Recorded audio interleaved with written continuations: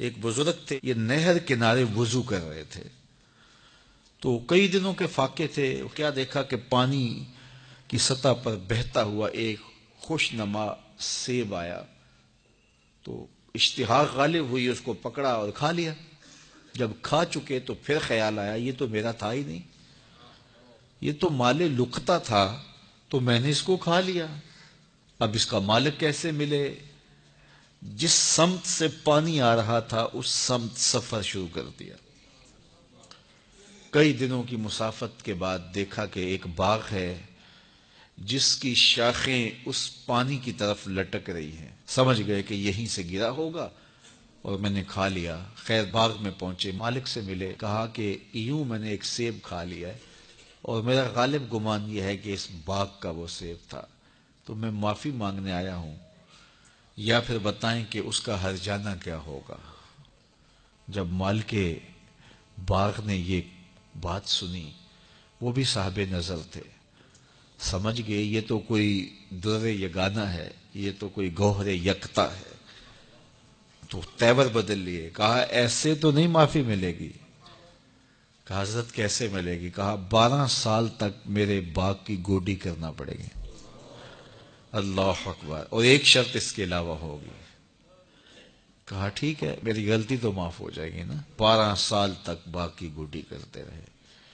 ایک دن فرمانے لگے وہ صاحب باغ جو تھے کہ اب سیب توڑ کے لاؤ، مہمان آئے ہیں، تو وہ سیب توڑ کے لائے تو وہ کچے ہی تھے، تو کہا تم 12 سال ہو گئے ہو سیبوں کے باغ میں رہتے ہوئے، تمہیں پتہ نہیں کہ کچے سیب اور پکے سیب کیسے ہوتے ہیں؟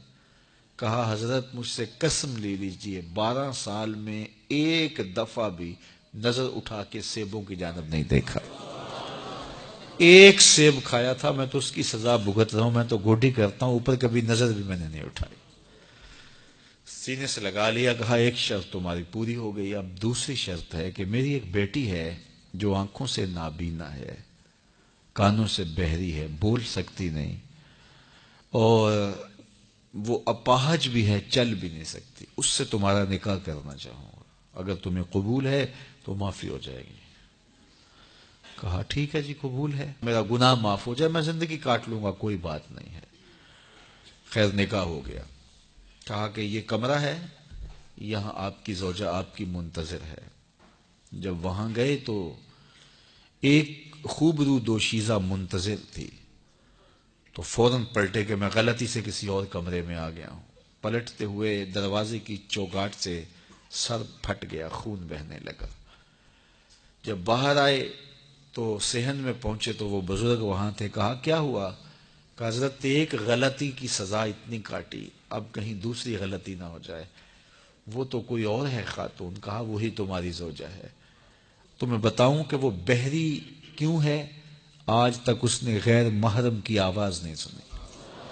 تمہیں بتاؤں کہ وہ بول کیوں نہیں سکتی؟ آج تک اس نے غیر محرم سے کلام نہیں کیا۔ اندھی اس طرح ہے، آج تک اس نے غیر محرم کو نہیں دیکھا، اور اپاہج اس طرح ہے، چل کے کبھی گھر کی دہلیز سے گئی نہیں ہے۔ تو اس خاتون کا جب نکاح ہوا اور پھر ان سے اللہ نے ان کو ایک بچہ دیا جس کا نام ہے الشیخ عبد القادر جیلانی۔ جب ماں باپ اس طرح کے ہوں تو بیٹے اس طرح کے ہی ہوتے ہیں۔ باپ کا لقمہ پاک اور ماں اپنی آبرو کی کیسی محافظہ، پھر در یگانہ اور گوہر یکتا جو پیدا ہوتا ہے وہ دین کی احیاء کرنے والا ہے، دین کی مردہ قدروں کو نئی زندگی دینے والا ہے۔ حضرت ملا علی قاری لکھتے ہیں کہ حضور غوث اعظم جب مجلس واعظ کرنے بیٹھتے تو 70 ہزار کا اجتماع آپ کے مجمع میں ہوتا، اور عمومی طور پہ اللہ کی رحمتوں کے حوالے سے بات کرتے، اور جس دن آپ اللہ کے قہر، غضب اور جلال کی بات کرتے کئی جنازے اٹھتے۔ یہ آپ کی گفتگو کے اندر عصر کا رنگ اور شیرینی تھی۔ اللہ اکبر۔ تو باپ دیکھیے کہ رزق کے معاملے میں کتنا محتاط ہے، اور ماں دیکھیے اپنی عصمت کی کتنی حفاظت کرنے والی ہے۔ مائیں بچوں کی تربیت کرتی ہیں، ماؤں کے ذریعے سے پاکیزہ صفت بچے جنم لیتے ہیں۔ تو لہٰذا ماؤں کو اچھی تربیت کا حامل ہونا چاہیے تاکہ وہ آگے اچھی تربیت خود کر